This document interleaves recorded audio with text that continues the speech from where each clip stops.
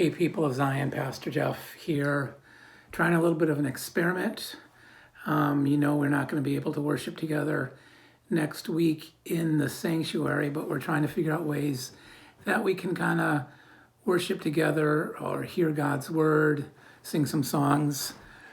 So today we're sending out the bulletin and this video, the lessons from yesterday, and the Bible passages from yesterday, and the some prayers, and we hope to do that next week with a video with the band leading some songs and me doing a sermon and a children's sermon.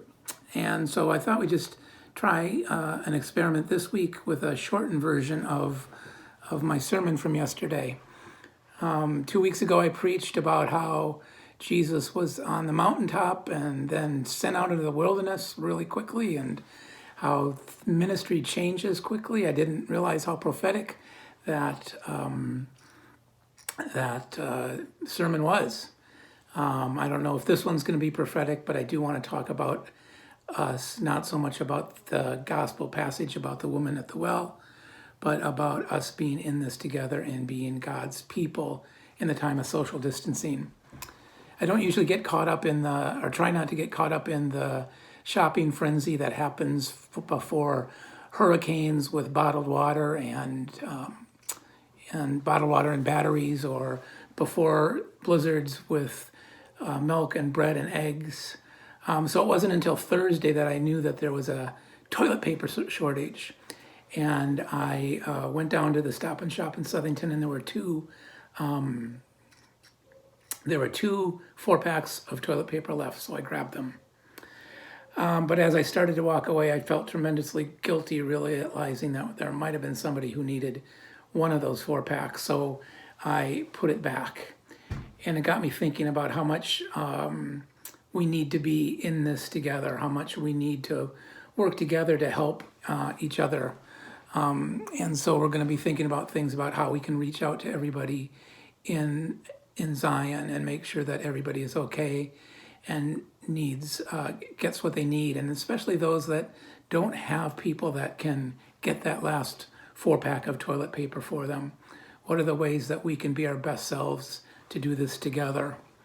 After the call vote, I asked John, the president, and Krista, the call chair, who are the people that I should go to see first? And they gave me a list of the shut-ins, and I'm not going to be able to see them for a while. That's how ministry changes, but we still need to find a way to minister to everybody. Also, when I got called, I talked to a friend who had done a sabbatical based on leadership, and she shared with me this book. Is it going to be backwards with you? I don't know. It's Dare to Lead by Brené Brown. You may have seen one of her TED Talks about leading in the midst of vulnerability. And so I have started reading that in terms of being a leader at Zion. But she posted on Facebook something the other day that, while it has nothing to do with the gospel of the woman at the well, certainly is the gospel. And I wanted to share that with you. Surviving this crisis will take a shift in mindset, and that's tougher than we think, especially when we're afraid. Fear and anxiety can drive us to become very self-focused. This global pandemic is a real case of getting sick together or staying well together. Our choices affect everyone around us. There is no such thing as individual risk or individual wellness. This is the ultimate reminder that we are inextricably connected to each other. Turning away from collective action right now, as tempting as it is, will only generate more pain. Owning and embracing our global interconnectedness from a safe distance and thinking about others as we make choices is, ironically, our only path to safety for ourselves and the people we love. We can get really angry really fast. I adjusted her words a little bit. When we're afraid. I get it. I'm using deep breaths along with my personal mantra, try to be scared without being scary. I want to say that again. She says, try to be scared without being scary. Feel free to borrow both, she says. They can help.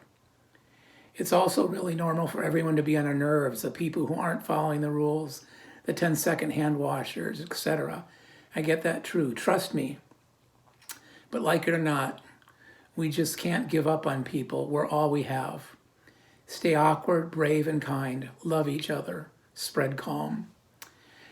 I think that's the gospel. Love each other. And so I invite you to think of that phrase, stay awkward, brave, and kind. Love each other. Spread calm. As we try to figure out how to be God's people in the midst of social distancing. How do we care for those in need and those in the greatest need in the times of social distancing? I invite you to look at the rest of the email, the constant contact, and we will try to be doing this again next week. God be with you.